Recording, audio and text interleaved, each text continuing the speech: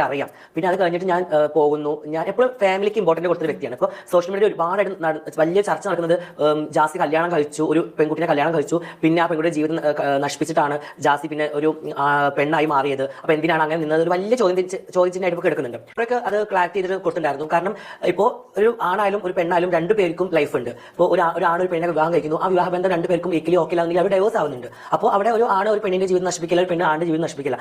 എന്റെ ലൈഫിൽ നടന്നത് ഞങ്ങൾ രണ്ടുപേർക്കും ഒരുമിച്ച് പോകാൻ പറ്റില്ല. ഞാൻ എന്റെ ലൈഫ് എന്താ പറയാ, എന്റെ ഒരു പൂർണ്ണത്തിലേക്ക് ഞാൻ എത്താൻ വേണ്ടിയിട്ടും, പക്ഷെ ഞങ്ങൾ ഭയങ്കര മ്യൂച്വൽ ആയിട്ട് ഹാപ്പി ആയിട്ട് പിരിഞ്ഞ വ്യക്തികളാണ്. ഇപ്പോൾ സോഷ്യൽ മീഡിയ കണ്ട് ജാസിയുടെ ഭാര്യ വന്ന് ഇത് പറഞ്ഞു, അങ്ങനെയൊക്കെ വലിയ ഇതിൽ കോൺട്രവേഴ്സി ഉണ്ടായിട്ടുണ്ട്.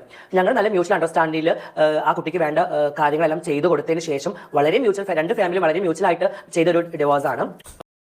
ഇപ്പം നിങ്ങൾ കണ്ട ഈ ഒരു ഇൻ്റർവ്യൂവിൽ ജാസി തൻ്റെ മുൻ ഭാര്യയെക്കുറിച്ച് പറയുകയാണ്. കുറേയധികം സോഷ്യൽ മീഡിയയിലൊക്കെ പറയുന്നുണ്ട് തൻ്റെ മുൻ ഭാര്യയെ ചതിച്ചു എന്നും അവരുടെ ജീവിതം നശിപ്പിച്ചു എന്നൊക്കെ പറയുന്നുണ്ട്. പക്ഷെ അങ്ങനെയൊന്നുമല്ല, ഞങ്ങൾ മ്യൂച്വലായിട്ടുള്ള രീതിയിലാണ് പിരിഞ്ഞിട്ടുള്ളത്. ഞങ്ങളുടെ ഫാമിലിയൊക്കെ ആ ഒരു കുട്ടിക്ക് എന്തൊക്കെയാണ് ചെയ്യേണ്ടത് അതെല്ലാം ചെയ്തിട്ടുണ്ട്, ഫിനാൻഷ്യലി ചെയ്തിട്ടുണ്ട് എന്നുള്ളൊരു കാര്യം പറഞ്ഞിട്ടുണ്ട്. ഇതിന് മുമ്പത്തെ ഒരു ഇൻ്റർവ്യൂവിൽ പറഞ്ഞിട്ടുണ്ടായിരുന്നു ജാസി, ഞാനാണ് ആ ഒരു കുട്ടിയെ ബാക്കിയുള്ള പഠനത്തിന് മുമ്പോട്ട് അയച്ചതും പൈസ കൊടുത്തതും എന്നുള്ള കാര്യങ്ങളൊക്കെ തുറന്ന് പറഞ്ഞിട്ടുണ്ട്. എന്നിട്ട് പോലും കുറേയധികം പേരുണ്ടെങ്കിൽ ഞാൻ ആ ഒരു കുട്ടിയുടെ ജീവിതം നശിപ്പിച്ചു എന്നൊക്കെ പറയുന്നുണ്ടായിരുന്നു. അതിലൊന്നും സത്യമില്ല എന്നാണ് ഞാൻ ആ ഒരു കുട്ടിയുടെ ജീവിതം രക്ഷിക്കുകയാണ് ചെയ്തതെന്നാണ് ജാസി പറഞ്ഞിട്ടുണ്ടായിരുന്നത്. പക്ഷേ എനിക്ക് പേഴ്സണലായിട്ട് തോന്നിയ ഒരു കാര്യം എന്ന് പറഞ്ഞാൽ, നിങ്ങൾക്ക് ഇതിനെക്കുറിച്ചൊക്കെ അറിയാം, നിങ്ങൾക്ക് ഇങ്ങനെ ഒരു എന്താ പറയുക, നിങ്ങൾ യഥാർത്ഥത്തിലുള്ള ജെൻഡറിലല്ല എന്നുള്ളത് നിങ്ങൾക്ക് അറിയാമെങ്കിൽ ഇത് ആ ഒരു സമയത്താണ് ഏറ്റവും കൂടുതൽ ധൈര്യം കാണിച്ചാൽ നിർത്താൻ ശ്രമിക്കേണ്ടിയിരുന്നത്. അതല്ലാതെ ഒരിക്കലും ഇങ്ങനെ കല്യാണം കഴിച്ചു അതിന് ശേഷം ഇതേ കണക്കൊക്കെ ആയി എന്ന് പറയുമ്പോഴത്തേന് ആ ഒരു കുട്ടിയുടെ ലൈഫാണ്.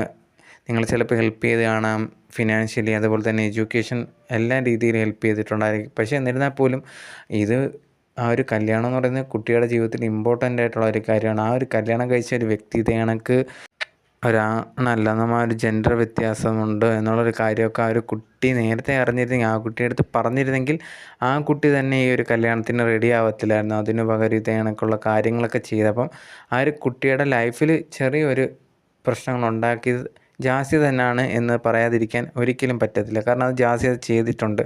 ജാസിക്ക് ഇത് ഇപ്പോൾ എടുത്ത കുറേ വർഷങ്ങൾ കഴിഞ്ഞെടുത്ത തീരുമാനം അന്നേ എടുത്തിരുന്നെങ്കിൽ ഇതൊന്നും സംഭവിക്കത്തില്ല. ആ ഒരു കുട്ടിക്ക് നല്ല ജീവിതം ആദ്യമേ കിട്ടിയേനെ എന്നുള്ളൊരു കാര്യമാണ്.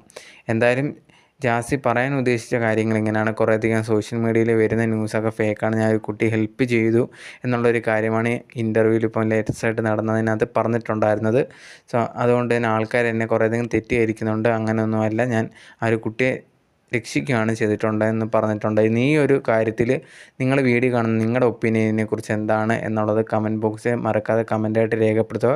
നിങ്ങളുടെ അഭിപ്രായങ്ങൾ അറിയാൻ എനിക്ക് ആഗ്രഹമുണ്ട്. സോ മറക്കാതെ കമൻറ്റ് ബോക്സിൽ കമൻറ്റായിട്ട് രേഖപ്പെടുത്തുക.